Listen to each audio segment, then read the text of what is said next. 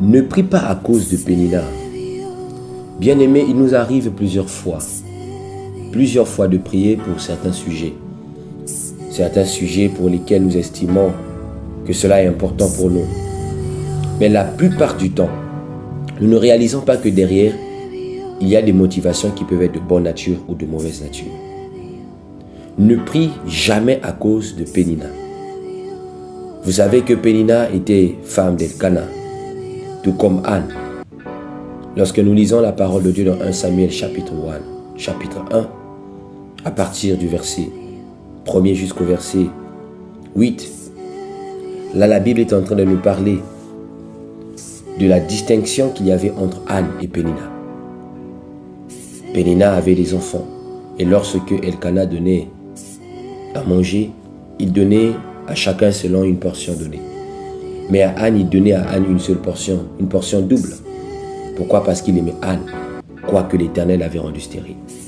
Mais la Bible dit que sa rivale Pénina lui prodiguait tout le temps des mortifications pour la porter à s'hériter de ce que l'Éternel avait rendu stérile. Et la Bible dit que et toutes les années, il en était ainsi. Chaque fois qu'Anne montait à la maison de l'Éternel, Pénina la mortifiait. De la même manière. Alors elle pleurait et ne mangeait point. La Bible dit qu'elle pleurait et ne mangeait point. Il t'arrive aussi de pleurer. Il t'arrive aussi de ne plus manger. Pourquoi? Parce que Pénina te mortifie. Parce que Pénina te fait souffrir. Parce que Pénina est en train de se moquer de toi. Il t'arrive de fois de ne plus faire certaines choses dans ta vie parce que tu es fatigué de la même situation. Tu es fatigué du fait que les autres se moquent de toi. Tu es fatigué du fait que les autres ne t'encouragent pas.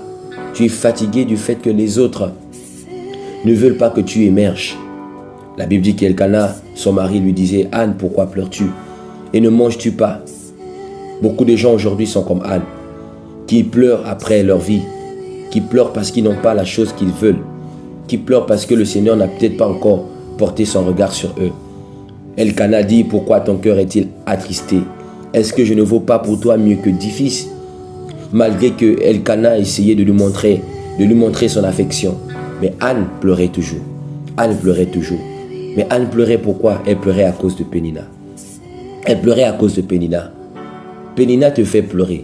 Pénina peut être l'ensemble des choses qui te poussent à t'irriter. Pénina peut être l'ensemble des choses qui te poussent à régner même Dieu. Pénina peut être l'ensemble des choses qui te poussent à abandonner le Seigneur. Pénina peut être l'ensemble des choses qui t'attristent. Combien de personnes sont attristées parce qu'ils n'ont pas d'argent? Combien de personnes sont attristées parce qu'ils ne vivent pas bien? Combien de personnes sont attristées parce qu'ils n'ont pas assez de revenus?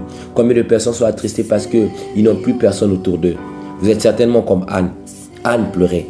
Mais bien aimé, dans ta souffrance, tu dois savoir que tu vaux plus que 10 fils. Anne ne le savait pas. Anne pleurait. Anne ne mangeait plus. Combien parmi nous ne mangent plus? Combien parmi nous n'arrivent plus à faire certaines choses qui sont essentielles pour leur vie? Mais bien aimé, ne prie pas à cause de Pénina. La Bible dit que Anne, l'amertume dans l'âme, elle pria et versa des pleurs.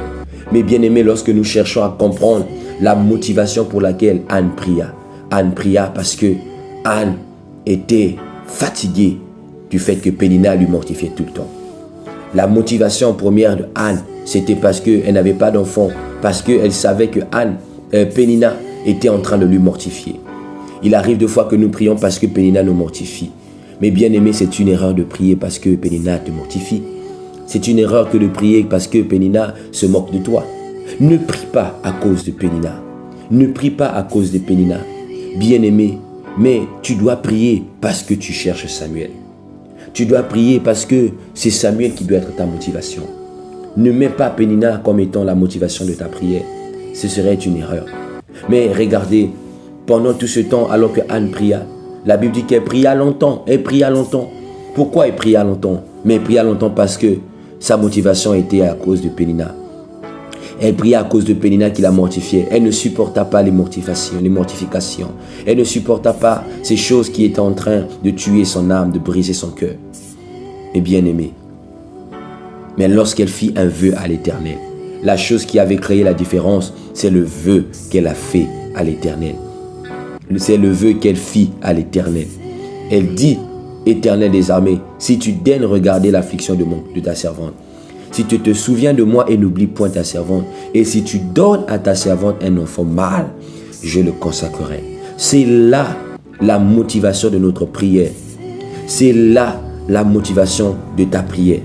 Ne prie pas à cause de Pénina, mais prie parce que tu as besoin de Samuel. Mais prie parce que tu as besoin de la chose qui doit combler ton cœur. Ne prie pas à cause des railleries des autres. Ne prie pas à cause de mortification des autres. Ne fais pas de mortification des autres ta priorité. Ne regarde pas à ça, mais prie parce que tu as un besoin réel. Prie parce que tu as un besoin qui est essentiel pour ta vie. Et si tu le fais, mon bien-aimé, le Seigneur t'accordera cette chose. Tu ne prieras peut-être pas longtemps comme